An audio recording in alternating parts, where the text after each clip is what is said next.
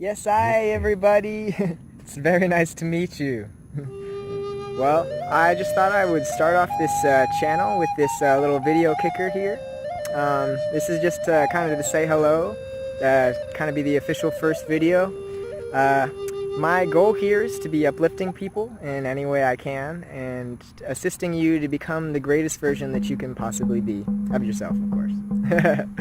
So, that being said, it's a pleasure to be here with in this life existence with you. It's a pleasure to be sharing these ideas and concepts over this incredible technology that we have access to.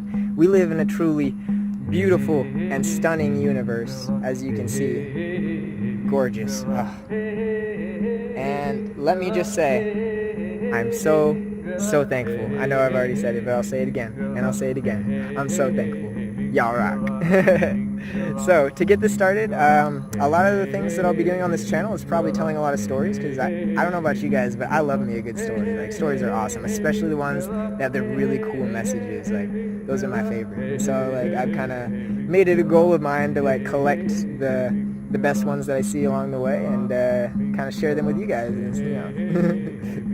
But yeah, so this first one that I'm going to share with you is one of my personal favorites. It's changed my life in so many ways, and hopefully it can assist you along your path too. It's you may have heard it before. It's fairly common among those who have native roots, which I do have some.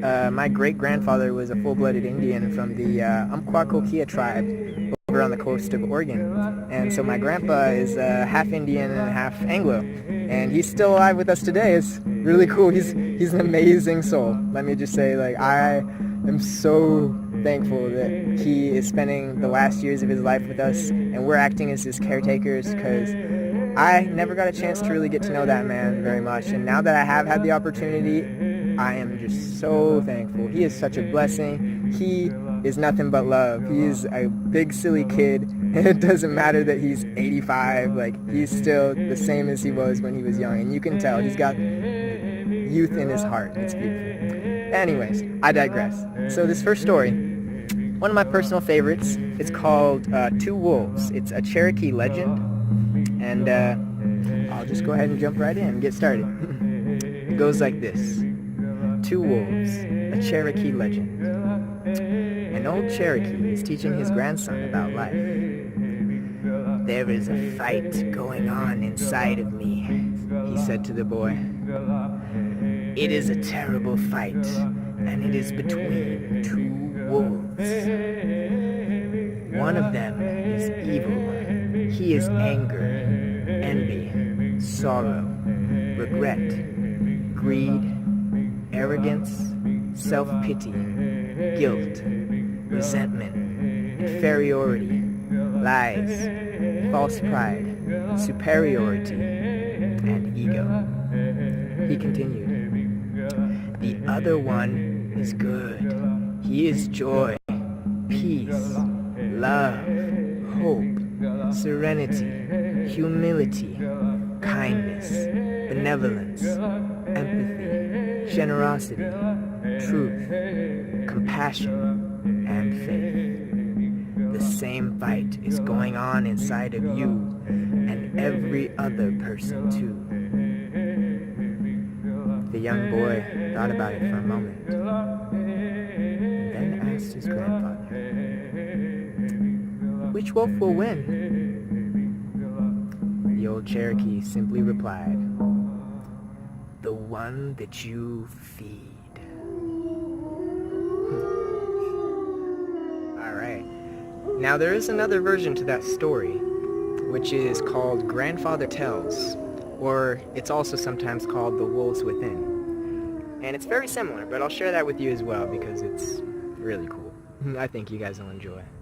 And this one goes, "An old grandfather said to his grandson, who came to him with anger at a friend who had done him an injustice, 'Let me tell you a story. I too at times have felt great hate for those that have taken so much, with no sorrow for what they do. But hate wears you down, and it does not hurt your enemy. It is like taking poison and wishing your enemy would die. I have struggled with these feelings many times. It is as if there are two wolves inside of me.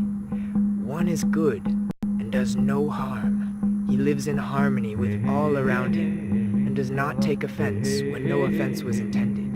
He will only fight when it is right to do so, and in the right way. But the other wolf, he is full of anger. The littlest thing will set him into a fit of temper.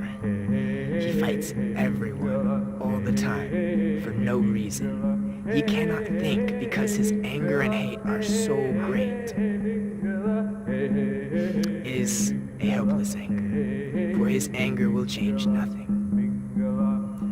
Sometimes it is hard to live with these two wolves inside of me, for both of them try to dominate my spirit. The boy looked intently into his grandfather's eyes and asked, "Which wins, grandfather?"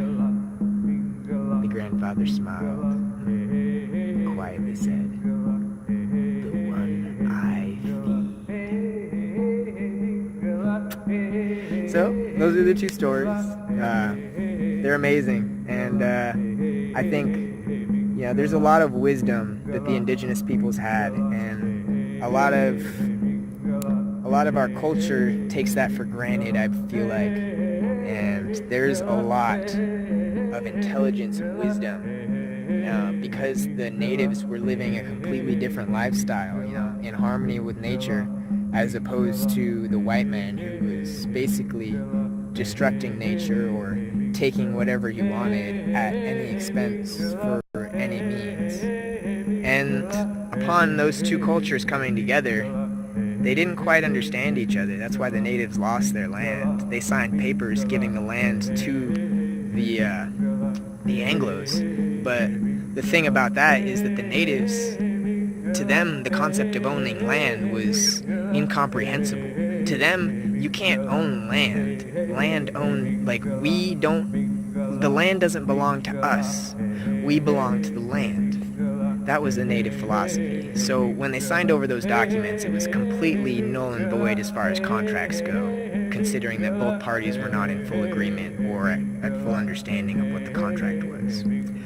But anyways, I digress. The native people have a lot of incredible wisdom to offer, and even though people might call them uncivilized because of their practices, I think that some of the things we do are just a little bit more uncivilized. But anyways, I hope you guys enjoyed the story, and I'll see you next time. Much love always. Mwah. Peace. Namaste.